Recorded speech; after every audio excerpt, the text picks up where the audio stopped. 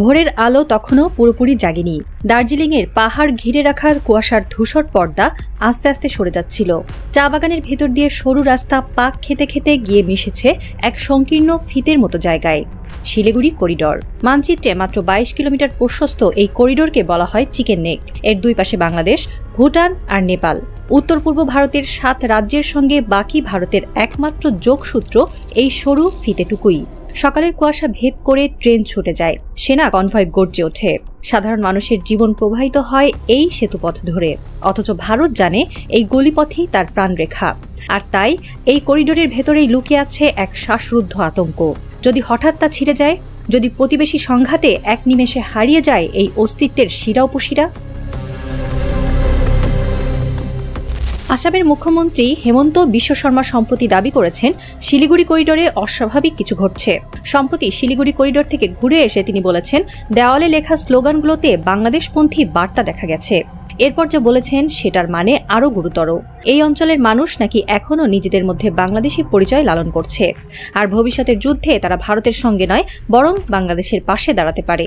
এই বক্তব্য রীতিমতো আলোড়ন তুলেছে, কারণ ভারতের রাজনীতিতে প্রতিবেশীকে দোষারোপ নতুন নয়, কিন্তু এবার প্রশ্ন তোলা হলো নিজেদেরই নাগরিকদের আনুগত্য নিয়ে।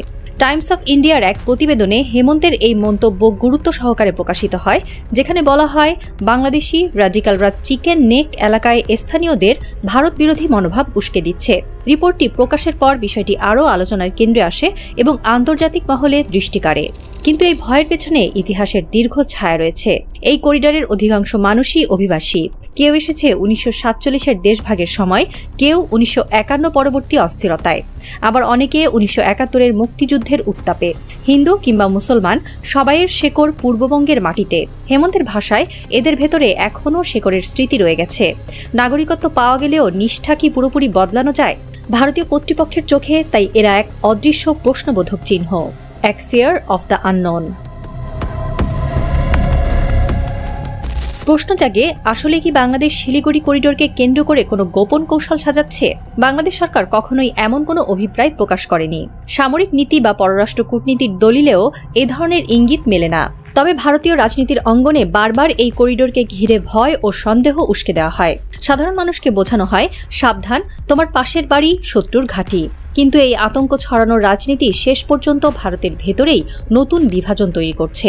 নাগরিকত্ব আইন, ভাষাগত বৈষম্য আর রাজনৈতিক টানাপোড়েন সবকিছু মিলে ভয়ের শেকড় আরও গভীরে প্রবেশ করছে। সবচেয়ে বড় দ্বন্দ্ব হল আনুগত্যের। নাগরিকত্ব আইনে সবাই ভারতীয় হলেও আইনগত পরিচয় আর হৃদয়ের নিষ্ঠা কখনো এক হয় না। ইতিহাসের দাগ, সাংস্কৃতিক শেকড়, ভাষার টানাপোড়েন সব মিলিয়ে এই জনগোষ্ঠীর আত্মপরিচয় বিভক্ত। মূল ভূখণ্ডের শাসক গোষ্ঠী, যাদের নিয়ে অনেকে গুজরাটি গ্যাং বা নর্থ ইন্ডিয়ান রুলার্স বলে কটাক্ষ করে, তাদের সঙ্গে উত্তর পূর্বাঞ্চলের মানুষের দূরত্ব সুস্পষ্ট। ফলে হেমন্তের আশঙ্কা, যুদ্ধের সময়ে এই জনগোষ্ঠী দ্বিধাগ্রস্ত হয়ে পড়বে, কার পক্ষে দাঁড়াবে ঠিক করতে পারবে না। আজ বাংলা ভাষাভাষীরা নতুনভাবে বৈষম্যের শিকার। মুসলমানরা তো বটেই, এমনকি হিন্দু বাঙালিও আজ প্রশ্নবিদ্ধ, তুমি আসলেই ভারতীয় তো? কলকাতা বিশ্ববিদ্যালয়ে বাংলায় কথা বলার অপরাধে ছাত্রদের মারধর এবং বাংলাদেশে ফিরে যাও স্লোগান যেন সেই প্রশ্নকেই গর্জে তোলে। অভিজ্ঞ বিশ্লেষকদের মতে ভারতের জন্য আসল বিপদ বাংলাদেশ নয় বরং চীন।